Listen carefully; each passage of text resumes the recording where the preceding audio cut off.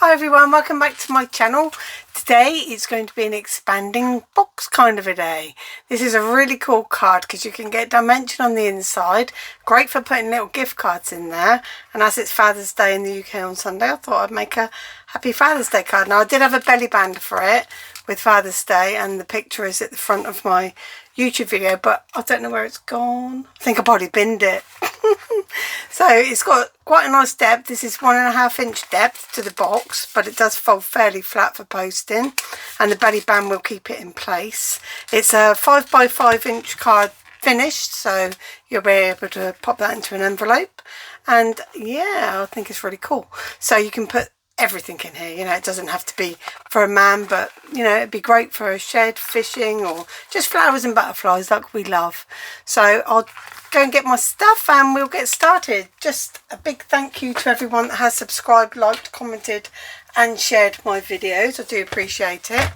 Now what I'm going to do is I'm going to do all the scores for this, and then I'm going to bring in one that I've coloured so that you can see exactly what it should look like, because I'm aware that with filming etc, you don't always see what I'm doing, you know, very well with the score lines and cut lines. So you want an 11 inch by 8. So if you've got A4, you need to cut the length down and the depth. With your US letter, you just need to cut the 8.5 down to 8. If you wanted a taller one, that's fine, but I was just thinking envelopes really. So you could have a 5 by not 7, you'd have to change the dimensions. So yeah, it's entirely up to you. Okay, it'd probably be not much more than, oh, let me think. So if it's 8.5, then it'd be 3 on off of that, so it'd be 5.5. So not much in it. So you might as well make a square card. So what we're going to do is score it at 2.5, and then at 4. And my channel is all about the know-how, which is why I'm using plain card. You can decorate them how you want, and I'll explain what I did with mine. 2.5, 4, 7. 8.5, and that's it. Okay, so just 4 that way, and then a little mark at 5.5. My husband's mark, little husband. So little husband at 5.5, and then 1.5 down the outside, and 6.5 on the other side. So that's all you need for that. Then where we've got these little marks, that's going to make me giggle now. So we've got these little marks. You just hold your score tool in there, and you're going to go to these corner points. So you just, actually I'm going to slide that little dent over to 6. And then what I can do is I can lift up my cardstock like this and see where that little point is there. In fact, I can even do it this way, so I can find out where that little cross touches, so that cross over there, and then move it up and make a diagonal score. And then you're going to do exactly the same on the other side, and you're going to do it for both. But I think when I do the next one, what I'll do is I'll bring in my coloured one so that you can see exactly what I'm doing. So I'm just finding where that line is. Now alternatively, you can draw those lines with the ruler. You want to use a pencil mark because this is visible in the finished card, and you could just fold it against a ruler like that. So if you haven't got a scoreboard, you might find that easier as well. So let me bring in one that I've coloured so you can see all the score lines that we did. So this is where we did 2.5, 4, 7, 8.5. Spin it around on the 8 inch side, and we did 1.5 and 6.5. Then I marked it 5.5. and I've done scores to those outer corners, and then again here. So what I'm going to do is just put my tool where that's resting, going to lift my card and spin it around, and that I can see where that little score line is touching that dark line, and then I just score up, come back, pivot it around the other way, and just do that like that. So that's all the scoring that you need to do. And then it's just a bit of cutting. So with the cutting, oops, sorry, a bit noisy. That's me though, isn't it? Wouldn't be right if I wasn't being noisy. So you're going to cut all the way up from this side to that point. Now make sure that when you're doing this, and I can't really tell because I've got lines all over this, but make sure that you're doing it accurately right up to there. Now you do not cut away this little piece, but you do cut away this rectangular piece. So leave the square piece where it is, and just snip that off and snip just inside that score line so you've got no score line left, score lines on this little bit. It just makes the finish nicer. Then again, we're going to do the same again, so you just cut up the rectangle and then the square, and only cut the rectangle off like that side of the line, so you're losing the line. And you wouldn't draw all over yours, obviously, it'd just be score lines. And again, just cut up all of it like that, and then just take that rectangle off, and again on the other side.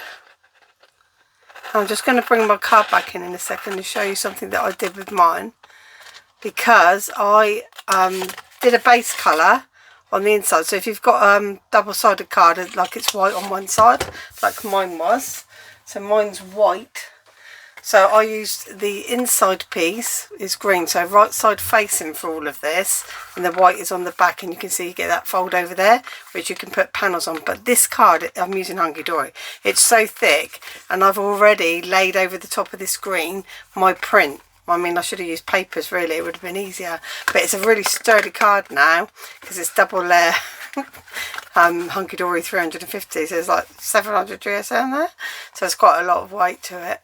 But you know, make sure that you cover your papers, use your right side up. If you're using double-sided paper, you'll get that extra look on that side as well, and you can write your message on the back there. You can make a nice little panel to pop your message on the back. Anyway, back to the card. So now it's reinforcing the scores, so let me just get my scoring tool. That comes in and then that goes out, so that makes your lift away. This is the bit that works what I've got the beer bottles on. Go this way and this way. So what you've created is like a gatefold, and then you've got all these extra pieces here. Now this one, you're going to fold that down, and then where the diagonal is, pull them back. So just pull them back and they should meet in the middle. If not, just manipulate it a bit. And this is the best chance you've got to reinforce these, because when you stick these tabs down, then that's it. You can't really get back in and reinforce these. So make sure you do that now. Just give them a nice reinforce. Let's say it's gone off a little bit like that, and then these bits come up. So make sure that you've got your right side up, so we just assume this is the right side with all my drawing on. And then what you need to do is put glue or tape onto these 4 squares with it face up. But before you do that, make your tab. So I've done a tab that is 3/4 of an inch high in there. That beer glass is sitting on a 3/4 inch, and then I wanted the bottle to be slightly further back, so it's 1/2 inch. Now what I mean by that is, now you have to bear in mind as well, this is only 3 inches wide, so you don't want your tab to be any more than 3 inches plus the side. So whatever the top's going to be, if it's going to be 2, you can't have any more than 3. In fact, that would be too tight. So you either want to go like 1.5 inch width of tab, and then 1/2 inch depth, or 3/4 inch, and then you have to do the same again. So you measure on another 1.5, and then 1/2 inch depth, and then it doesn't matter if it's a full 1.5, it's just the return tab. So then you just snip that off, and then what you've got are all these little pieces like this, and what you're going to do is make a box. So these 2 overlap, and the best way to do that is to fold it flat. I always like to fold things flat and glue them. So put glue, just have that one tab face in there, just that one piece, like that. Pop glue on it. Now, like I say, you can change this because you can have different depths of tabs and you can have multiple tabs. The other thing to know, which I will show you just briefly, I'm just going to close that up now like that. So that's now a tab that's the same each side. It's the same dimension each side. It's a little rectangle tab, and I've just glued 2 pieces together there. Now I would use the top bit with the double piece to put my topper, like I've put my beer glass like that inside of it.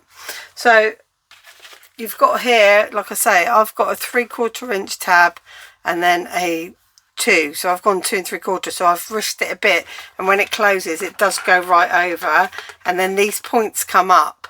So you can put your tabs right in there, but it's just the bulk of folding.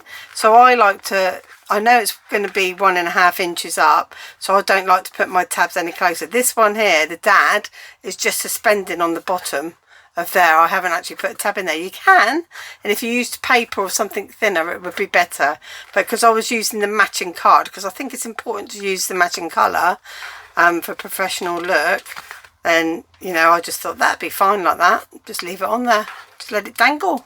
So bear that in mind, guys. So what you do now, and the easiest way to attach these, and like I say, you know, you're going to need 3 the same length and then 2. So I've got 1 2 3, so 1.5 and a half, 1.5 and a half, 1.5. So it doesn't matter what you do, like I say, as long as when it's folded in there and whatever you've got on there doesn't overhang into that 3 inches, you're fine. It's just got to fit in there. So always double check. Don't, you know, get excited and put a great big topper on there that's 3 inches, because this will fold in and push it over and then it won't fit. Now the easiest way I like to do this is before I make the card. So you could put that up there, so you know you don't want your tab to be any closer. If it doesn't bother you, then that's fine.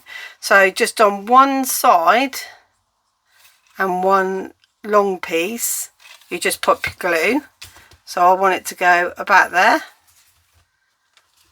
Pull this back down out the way, because I know that's fine, and just fold that in. Hold it there.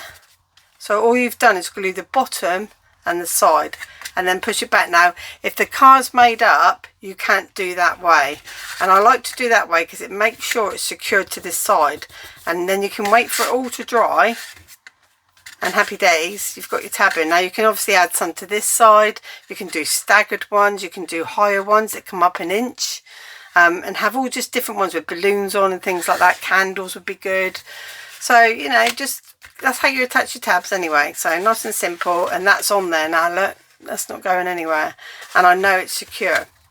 Now the easiest way to put these together, in my opinion, is this is always going to be the right side. So if you pull these in and then put them back like that.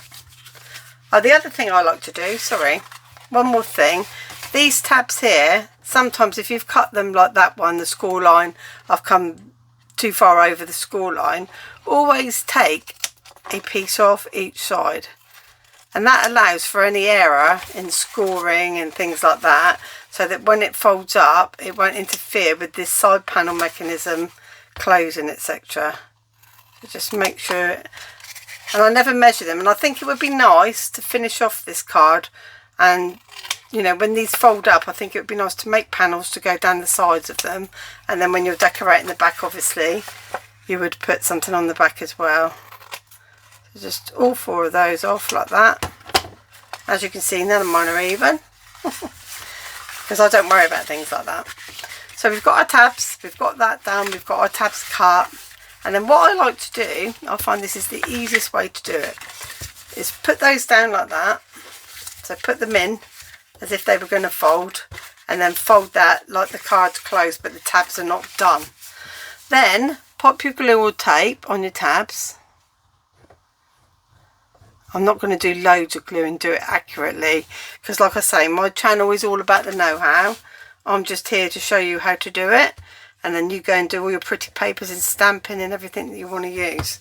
Now these two, lift them up to the centre, so have those two like the gatefold part that you're going to open, hold them together, and then close the tabs.